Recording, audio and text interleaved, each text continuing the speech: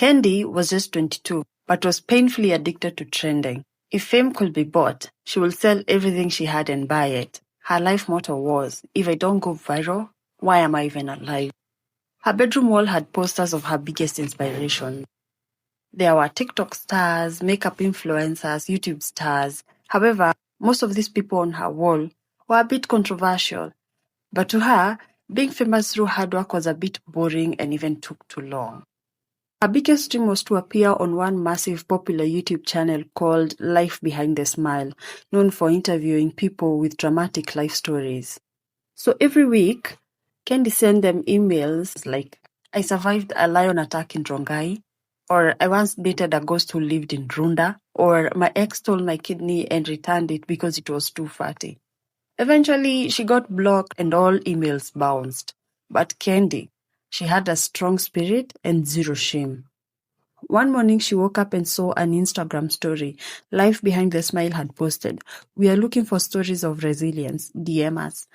Kendi didn't even blink. She created a new email and replied, I was a street girl since 15 years. My dad was a drunkard. My mother stole Chama money and ran away to Tanzania. I survived by washing cars, but now I own a car. They replied within 7 minutes. Can you come in today? We'd love to share your story. Kendi screamed so loud. The neighbors thought she was being evicted again. She put on her most dramatic lipstick and wore her struggling but still beautiful outfit, an oversized hoodie and cheap sunglasses, and then rehearsed lines in her mirror. Life was hard, but isn't God good? She entered the YouTube studio acting like the most rich and famous person. The camera guy asked, Are you nervous? She said, Trauma doesn't get nervous. The interview began. The host, Brian, leaned forward and gently said, So, Kendi, tell us your story. She activated her inner Nollywood and started. Unajua Brayo, nilitoroka home nikiwa 15 years. Nilikuwa nalala chini ya bridge. Mimi nilitoroka home juu hakukuwa kuzuri. She moved a bit to make herself look sadder. My dad ndiye alikuwa drunken master wa hapo kwetu home. Mpaka ilikuwa imefika pahali niko na namba ya hawa wase huuza bar karibu wote kwa hiyo kijiji. Juu ujue mzae alikuwa analewa analala kwa meza. Na sasa wakimwambia wanafunga anatoka analala penye tu atalala hata kama ni kwa mtaro. Na sasa instead of that walikuwa wananipigia nimwende. But wakiniambia hivyo, the first thing nilikuwa nauliza ni amejiachilia juu mostly alikuwa anajiendea haja ndogo. Imagine. So I had to first ask ndio nijue kama nitatoka na leso ya kumfunga. But juu singemweza peke yangu, I used to call a neighbor friend of mine tunatoka na wheelbarrow. Well, at some point even Kendi was surprised that she had been able to come up with such a story so easy. But she kept going. So, naye mam, alikuwa amechoka tu na mambo ya mzae. Naye siku moja, junie alikuwa anapewa do ya chama, alipewa, akajipanga polepole, akahepa, akaniacha. Hata wamama wa chama walikuwa wamepeleka hiyo mambo kwa chief. Hata chief karibu aniweke ndani juu, alikuwa nadhani najua kwenye madhe alienda na waficha. So, naye mzae akikuja home ama hata nikimwendea ilikuwa tu ni kelele ama matusi mpaka alale. Alafu hata hakuwa analeta kitu home. Mimi ndo nilikuwa nachotea watu maji ama nawafulia, nalipwa, then na buy food. Mi nikachoka. So, that's how I ended up kwa street. I survived by polishing tires and washing cars for 10 shillings per car. She added in the most dramatic line. But, you know, the streets raised me, but I raised myself. Pole pole nikasave na nikanunua gari.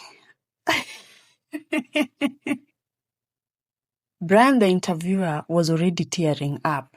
From washing cars to owning one. What a story. Even the cameraman paused recording to sniff and take a breath. But Kendi, she knew she was about to trend.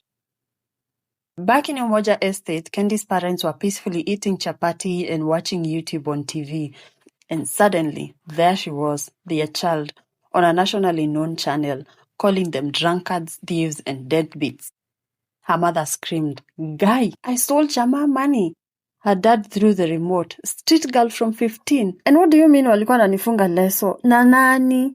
The neighbors had already started knocking at the door. Mama Jeremy, the next door neighbor, came in shouting, "Hey, surely, we thought she was just dramatic. We didn't know she was even a street kid." Kendi's parents froze in embarrassment. They watched the whole interview in disbelief. Meanwhile, the view counter climbed. 10,000 views, 25,000 views, 50,000 views, 100,000 views.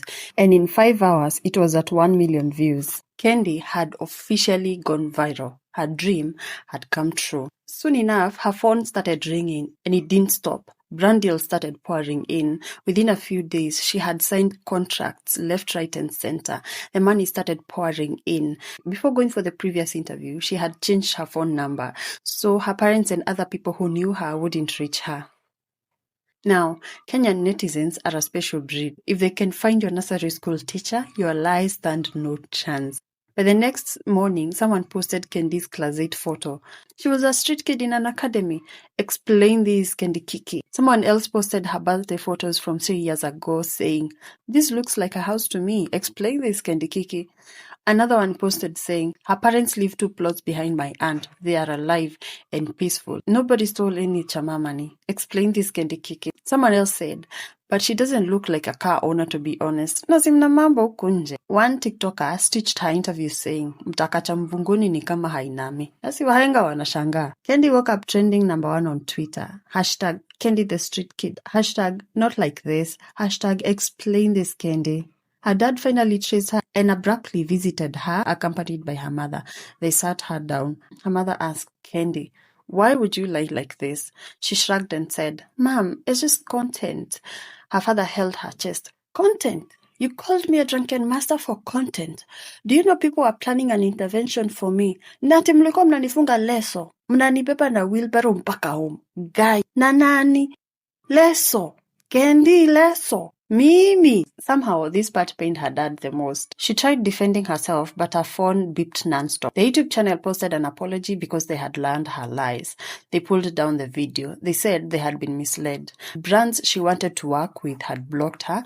Those who had contracts with her cancelled them. Her clout career had ended in less than 3 days. After 3 days of humiliation, Kendi decided to make things right. She made her own video. She sat down with her real parents and confessed publicly. She said she had lied for attention, she had her family, clout and being famous had made her lose her mind, and she forgot that real life has consequences. Her dad said on camera, "If you want to be known for something real, not for insulting your parents for fame." Her mother added, "Fame built on lies collapses faster than a flat roof house in heavy rain." The video went viral, this time for good reasons. People respected her honesty. She got invited to a show to talk about the dangers of online clout chasing. Even schools invited her for talks. Surprisingly, the experience helped her grow. She started creating genuine content, comedy skits, makeup videos, and honest lifestyle stories. She became known for not lying, but for growth, humility, and owning her mistakes.